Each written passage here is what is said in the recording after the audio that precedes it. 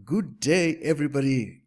Today we have Sinethemba Zonke. How are you doing, Sinethemba, today? I'm doing well, thanks, Ed. I hope you and your listeners are doing great too. No, we're very well. Thank you very much for accepting this interview and just telling us more about what you do and this coming goalkeepers event that's going to be in December. So tell me, what is Sinethemba Zonke all about? What is your work and how did you become a goalkeeper? Well, I mean, for the past 7 years, I've been a consultant working for a strategic consulting firm which works across the Pan-African continent. I've been a political risk analyst for this consulting firm.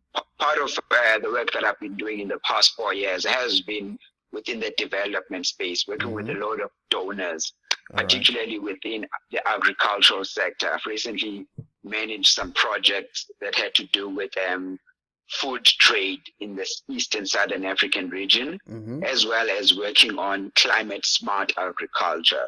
So even after working for the company, I'm currently building an institute with a couple Mm-hmm. of colleagues, which is looking at delivering the SDG goals. And one of those goals, we're looking at four goals, but one of those Mm-hmm. goals is SDG 3, which Mm-hmm. is that of zero hunger. So having Mm-hmm. worked in agriculture, food Yeah. trade, as well as climate smart agriculture, I've come to see the issue of food security, Uh-huh. the issue of malnutrition as one of the greatest challenges that the world has. And this is largely not a challenge that there is not enough food, it's just that it's not getting to the right people. So I'm a person who's passionate about um, tackling the particular challenges that face society Mm-hmm. and finding innovative ways of being able to resolve those challenges. I've learned a lot about Mm-hmm. the delivery of science and technology to be able to close the gap and deliver these goals. Wow. That's just a bit about myself. Yeah. Wow. No, that's amazing stuff. So I got some goosebumps when you spoke about food security, and I was like, yes, this is a timely interview because I mean, across Africa and even in South America, there are still legacy issues with regards to land redistribution, the effects of colonization, colonialism. So, do you think that if land is going to be expropriated without compensation, like in South Africa, do you think Mm. that that is going to be good for food security or otherwise? It certainly will not be good for food security. I think a lot of times in terms of politics, issues such as land are utilized as political footballs for certain groups. There certainly is a need in South Africa, and not just in South Africa, in Southern Africa, and as you say, in countries such as South America for land reform. Mm, This is one of the things that we've seen with the so-called Asian tigers. One yeah. of the key things that they did in terms of development was ensuring land reform, which gave and property rights Mm, to farm and rural stakeholders. So land expropriation, as it is being proposed by some people, does not seem to be about giving the property rights and security to the mm, people on the ground. This is a major challenge in Africa, mm, where people don't have security of tenure, where they can be easily moved by governments for whether it's mining projects mm, or railway projects, or where chiefs, it's happening in Southern Africa and other countries where mm, they are being abused and used by people. So there's a need for land reform, but mm, particularly land reform that protects property rights, so mm. people can Yeah. be able to secure themselves economically and in terms of food Wow. wise. Wow. Amazing stuff. And then, I mean, coupled with climate change, there is this trend that I've read about in different publications where multinationals are actually acquiring land in Africa and using it for biofuels and other commercial crops as opposed to food crops. What's your take on that? Yeah, it's one of those challenges that's happening in terms of the African continent where there is not enough accountability by governments to the people. Foreign companies are able to buy these lands without transparency, without accountability, because the people on the ground don't have any power. So you've got Chinese companies, Arab companies buying food. Sometimes it's not just simply for biofuels. This is also because they also see the coming challenge of food security. This is for crops to be grown to be simply sent to the Arab country or even China, which is going to face one of the major food challenges. So I think it is a problematic issue where local people, where Africa is producing food for foreign markets or producing any form of crops, whether it's biofuels or commercial crops for foreign markets, while we've got some of the hungriest and malnourished people on the continent. So there is a need for a lot more accountability, as well as what I was saying earlier, rights, protection of rights and tenure for the people on the continent, meaning that the people on the continent are able to get not simply cheaper access to food, but access to the most nutritious food that is able to deal with issues such as stunted growth, which is massive in Africa. And stunted growth basically can affect somebody's whole economic potential in future. So to deal with Africa's own economic potential in future, we need to ensure that children are getting the best nutrition and best food security, meaning that Africans themselves need to have a lot more power over their own food security. Wow, that's amazing. That's amazing. So another one that I've been reading about again, but this one I think it's your forte in the agri-tech side of things, you know. So should we be fighting for large tracts of land in the debate about expropriation, or with the advent of things like hydroponics, now we can be able to optimize even urban farming and all that?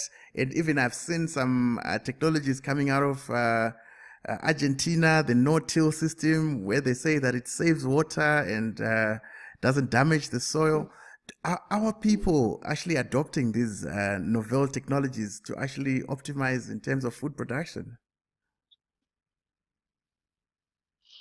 Yeah, I mean, I think that's a great question, a fantastic question. And it's something that I've been learning over the past couple of years as well through my consulting work. Africa is not embracing and utilizing the technology that is out there in terms of food production. We're not utilizing the proper soil nutrition, meaning that we are producing little over vast amounts of land. So that is not sustainable, especially when it comes with issues such as climate change. So we certainly need to be steps ahead in Africa in terms of utilizing the technology, meaning that we are producing a lot more on a smaller tracts of land, as well as looking at things as you're talking about hydroponics, urban farming, seeing what we can do in terms of scientifically enhanced crops as such. So we really need to, I think that's the best way. I mean, the human society is where it is over its thousands of years because of utilizing technology in the first place. It might have been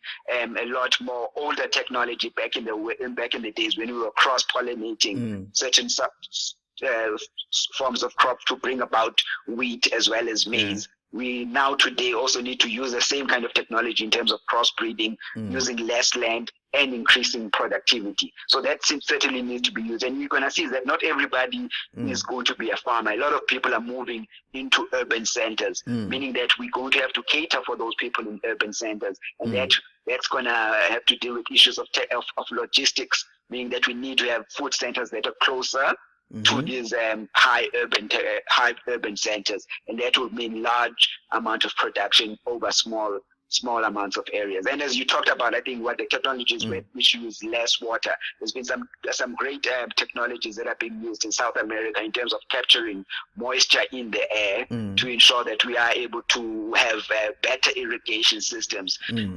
Farming is one of the most unsustainable sectors in terms of the amount of water that it uses. It needs to be a lot more sustainable. And as coming from a South African country where we were having a massive drought over the past year, this has been a massive disaster for a lot of people. It means that we need to be better at using water. At using water. Okay, so there again, I just got one little thing that that got me excited when you were responding. To say, I mean, you didn't use those words, but you're talking of genetically modified foods, right? And there's the ethical aspect around it. And according to some reports, a significant percentage, I think 5 to 10% or something like that, of meat in America is now lab meat, you know? So do you think that we, with our culture, our way of life, and everything, do you think that we are ready to embrace genetically modified foods? Although we are already consuming some without our knowledge, are we ready for that psychologically? I think maybe it's a difficult one, and I chose those words correctly. I mean, I think the problem is the word genetically modified has become a tainted word unfairly, and I think it's because people have been badly educated on it. So I think the word that I try to use is scientifically enhanced. Yes. Who's afraid of anything scientifically enhanced? We are speaking now over thousands of kilometers over scientifically enhanced communications. So we must not be of technology that is scientifically enhanced. So I think we are more than ready. As you say, we've already been, for thousands of years, human beings have been using genetically modified foods. Wow. And even in terms of, I mean, there's ethical debates, and I think that is probably beyond me in terms of whether we should be killing animals or not, in terms of what can happen in terms of lab-grown meat. But beef and cattle production is one of also again a massive contributor to carbon emissions. So when there's less beef production in terms of that sector, that could have a massive impact in terms of lowering carbon emissions. But I think that is decades from now. But in the meantime, let's look at the average crops, whether it's fruits, whether it's vegetables. As I said earlier on, what we need is better nutritious food.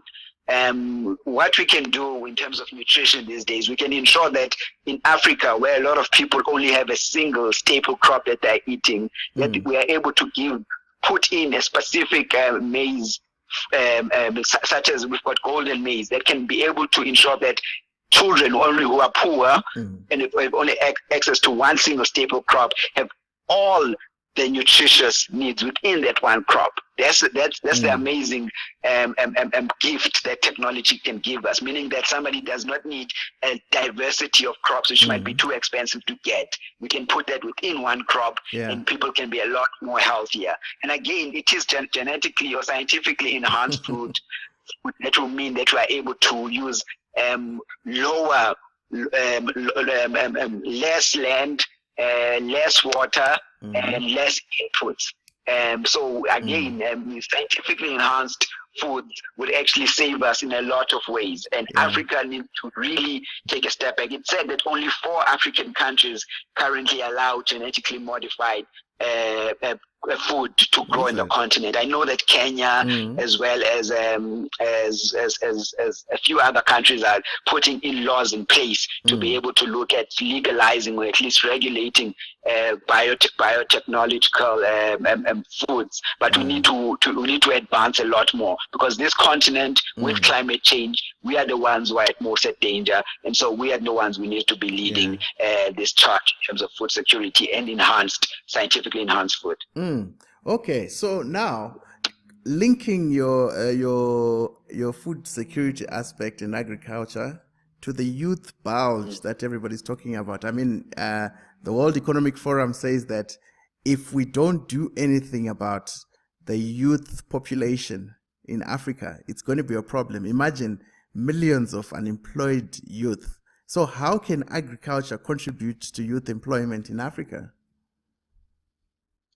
So one of the key things that we are looking at in terms of our institute is to look at a a value chain in terms of agriculture. The key challenge that we're trying to fix, obviously, is food security and also malnutrition. So it's just like a metaphor that I made was something that's called the moonshot.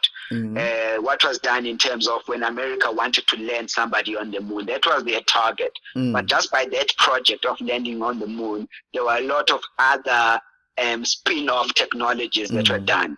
So as Africa needs to have a specific target in terms of zero hunger, we can be able to have a lot of spin-offs in terms of agri-economy, in terms of agri-entrepreneurship, as well as agro-processing. So meaning just beyond just producing food, but producing value-added agricultural products. They can also go into areas such as manufacturing, such as clothing and other material design. So we need to bring in a lot of what I call the STEM fields, so science, technology, engineering, and mathematics. So educating youth, or at least skilling them to bring in their energy and talent within the agricultural sector. In a country like South Africa, the average age of a farmer is 60 years old, meaning that there's not enough youth to be able to take over these people. And that also happens across many countries. So just having a lot more youth and a lot more entrepreneurial youth to come into the agricultural sector, not only at the production phase, but across the value chain will be important.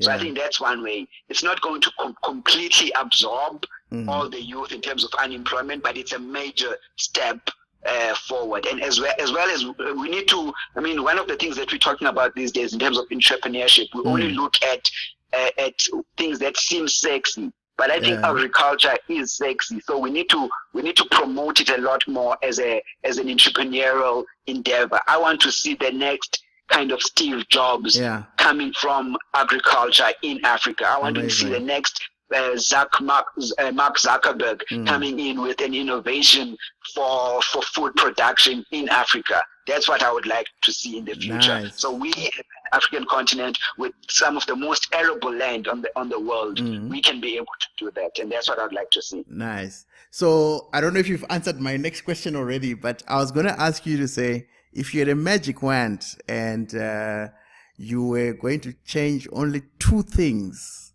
that would revolutionize and improve lives on Earth, what would be those two things? This is a difficult one. It's difficult. One, I mean, it's not linked to agriculture, but it's something that has been a passion of mine. And to tell you the truth, it's the empowerment of women. So it would be empowering women in terms of sexual and reproductive health, giving them total control and power over that. That would deal with a lot of the issues that we are facing in terms of high population growth and stuff like that. That would be number one. The second thing that I'll probably do, that would be two. I would say it's probably basically, if I could snap my fingers, giving everybody the best access in terms of knowledge and technology to be able to learn from the comfort of your own home anything that you want to study. Wow. That would be one. So it would be probably revolutionize the education system, so I can sit at home and learn how to code and do anything. So that's probably my second wish that I could be able to do. Wow. You know, this was just a few minutes, but I've learned so much. And it's just it's just time is not on our side, but I want to thank you very much for taking this call and wish you all the best. And I will be there at the Goalkeepers event in December, so hope to meet you there. Great, thanks, Edza. I mean, thanks for actually coming out and interviewing me. I feel honored to be asked these questions, and I'm really passionate about what we are doing and looking forward to the Goalkeepers. Thank you very much. Sure, thank you. Bye. Okay, cheers. Bye. Bye.